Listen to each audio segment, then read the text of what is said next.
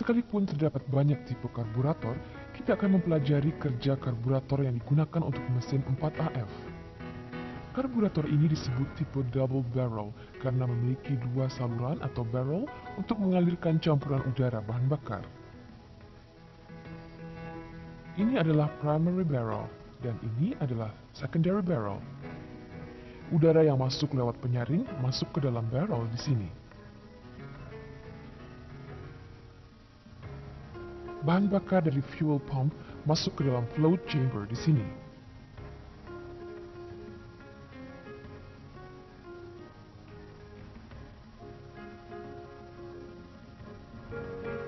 Selanjutnya, mari kita lihat float system.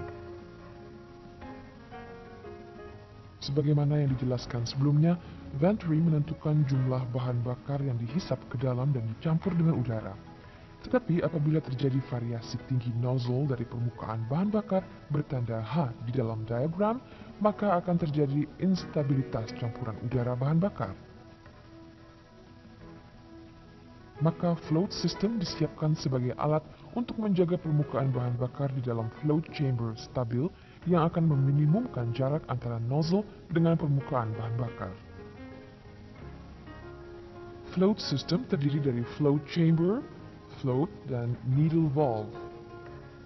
Air vent tube menjamin terjaganya kesamaan tahanan di dalam float chamber dan di atas choke valve setiap saat. Apabila permukaan bahan bakar turun, float juga akan turun, sehingga menyebabkan needle valve terbuka dan memungkinkan bahan bakar masuk ke dalam chamber. Sebaliknya, apabila permukaan bahan bakar naik di dalam chamber, maka float akan naik dan menutup needle valve, menghentikan aliran bahan bakar.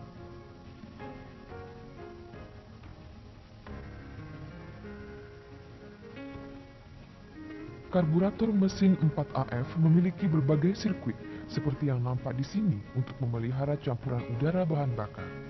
Di sini hanya primary barrel saja yang digunakan apabila kendaraan berjalan pada kecepatan rendah atau menengah, sedangkan pada kecepatan tinggi kedua primary dan secondary barrel digunakan. Kita lihat urutannya. Primary low speed circuit memasok campuran udara bahan bakar pada saat kendaraan idling atau berjalan dengan kecepatan rendah.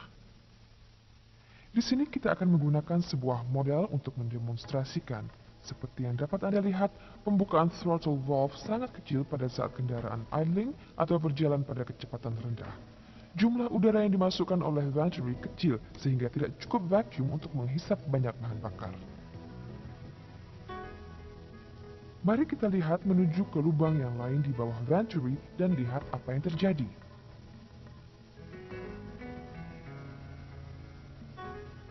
Karena vacuum di bawah venturi lebih besar, banyak bahan bakar dihisap ke dalam barrel.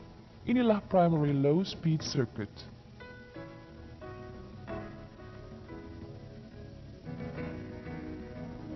Aliran sebenarnya dari bahan bakar adalah sebagai berikut.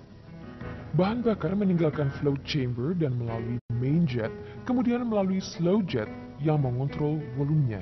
Selanjutnya melalui primary air bleeder, di mana kemudian dicampur dengan udara, dan selanjutnya ke economizer jet, di mana volumenya dikontrol kembali. Kemudian udara dari primary air bleeder bercampur dengan baik dengan bahan bakar, dan di delivery dari idle port. Idle port dilengkapi dengan idle mixture adjusting screw agar rasio udara bahan bakar dapat di-setel. Campuran dapat dibuat lebih pekat dengan putaran idling. Pada saat throttle valve sedikit terbuka dari posisi idle akan terjadi peningkatan aliran udara. Akan tetapi bahan bakar yang disuplai oleh idle port saja akan menghasilkan campuran tipis. Untuk mencegah hal ini tersedia pula lubang lain yaitu slow port. Area permukaan efektif dari slow port bertambah apabila throttle valve dibuka. Hal ini menghindari campuran menjadi terlampau tipis sampai bahan bakar dapat di-delivery dari main nozzle. Suplai bahan bakar dari idle port dan slow port berhenti pada saat throttle valve terbuka untuk menghisap bahan bakar dari main nozzle. Dalam primary low speed circuit ada sebuah fuel cut solenoid.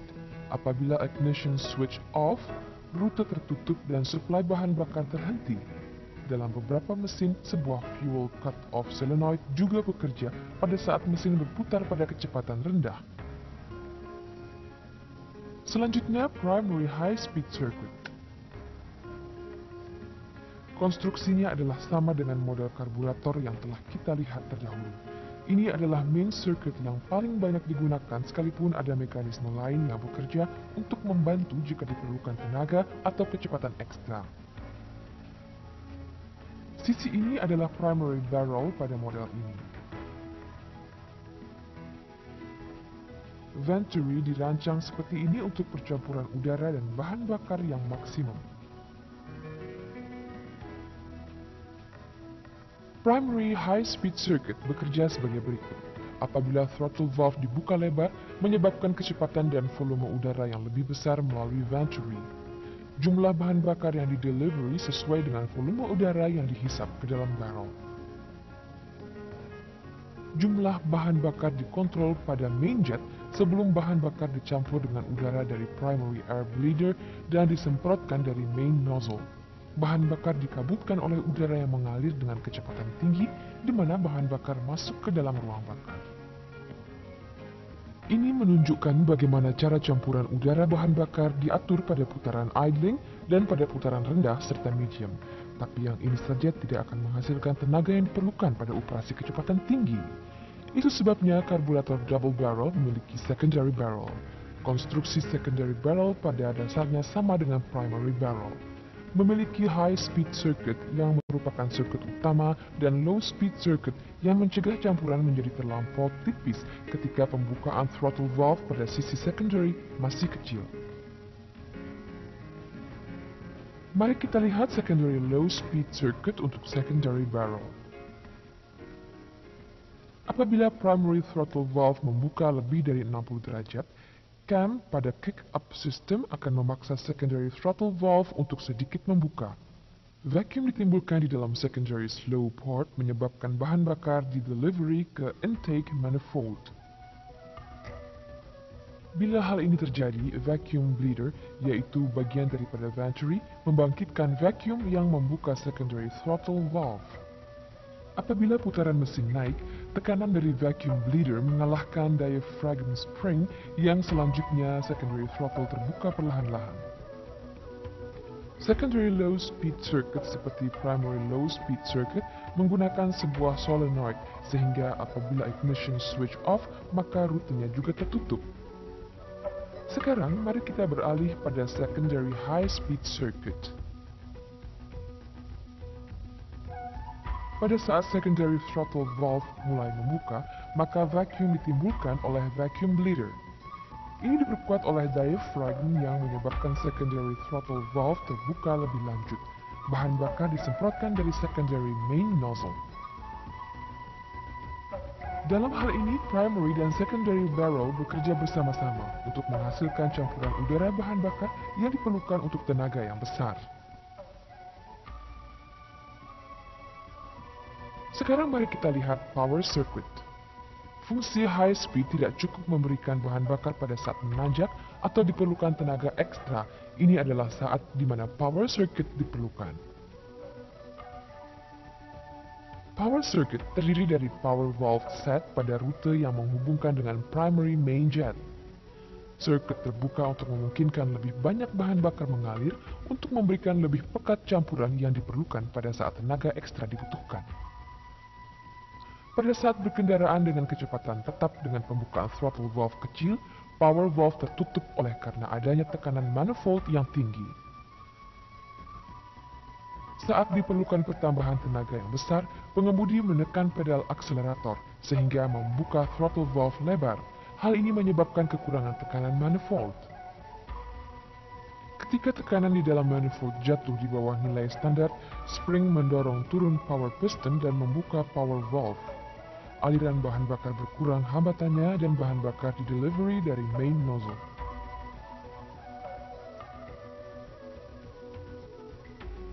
Sekarang mari kita lihat acceleration pump. Kita tahu bahwa untuk mencapai akselerasi yang cepat, pengemudi harus menekan akselerator pedal secara mendadak. Acceleration circuit dirancang untuk menghindari tersendatnya mesin pada saat akselerasi yang mendadak ini. Dengan power circuit tipe pompa, pada saat throttle valve dibuka secara tiba-tiba, pump lever menekan pump plunger. Hal ini menambah aliran bahan bakar dari acceleration pump jet. Pembebasan perlahan-lahan accelerator pedal memungkinkan pump plunger naik ke posisi biasanya. Hal ini menyebabkan bahan bakar dihisap ke dalam pump chamber yang selanjutnya menjadi cadangan untuk akselerasi yang berikutnya.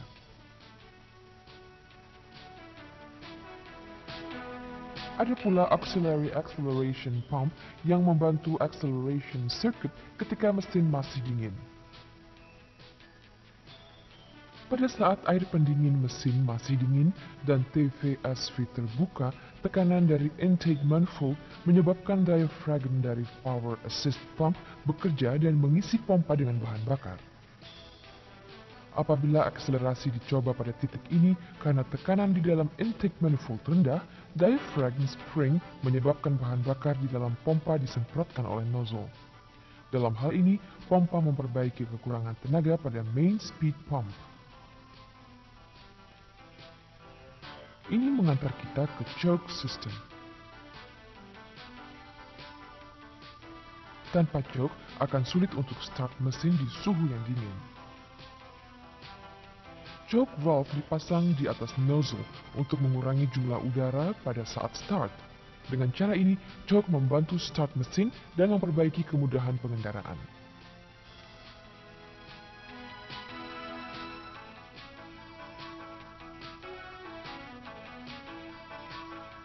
Choke valve berlokasi pada air horn sisi primary.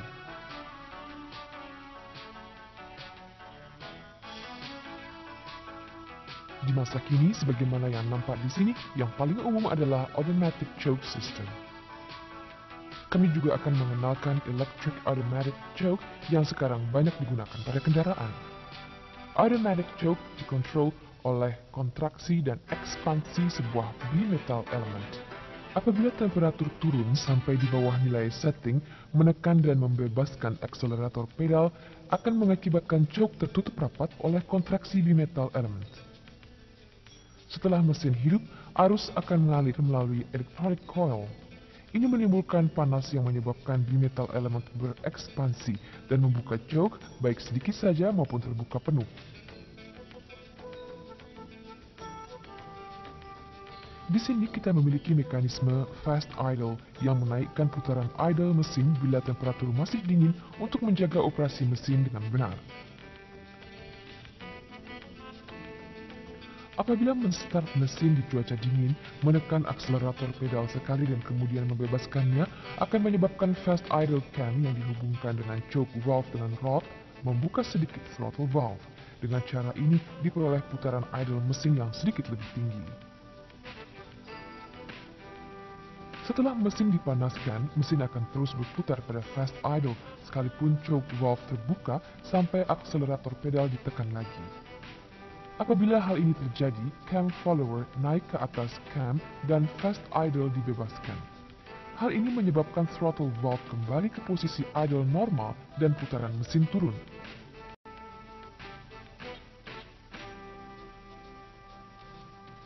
Mari kita beralih ke mekanisme unloader sekarang.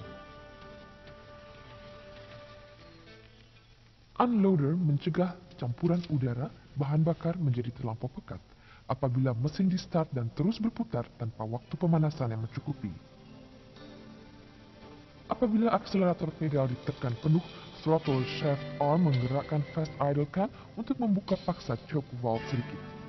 Hal ini menyebabkan lebih banyak udara masuk untuk menghindari campuran menjadi terlampau pekat.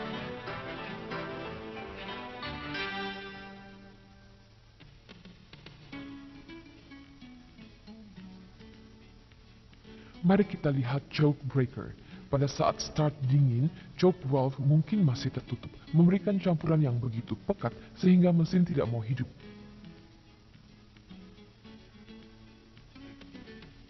Choke breaker membuat choke valve sedikit terbuka pada situasi seperti ini untuk menghindari mesin tidak mau hidup. Pada saat mesin telah hidup, tekanan intake manifold yang rendah menyebabkan diaphragm A sedikit membuka choke valve. Setelah mesin panas dan temperatur air pendingin naik sampai temperatur operasi normal, TVSV terbuka dan vacuum dari intake manifold menyebabkan choke opener diaphragm B membuka. Setelah itu, choke valve digerakkan oleh mekanisme auto choke.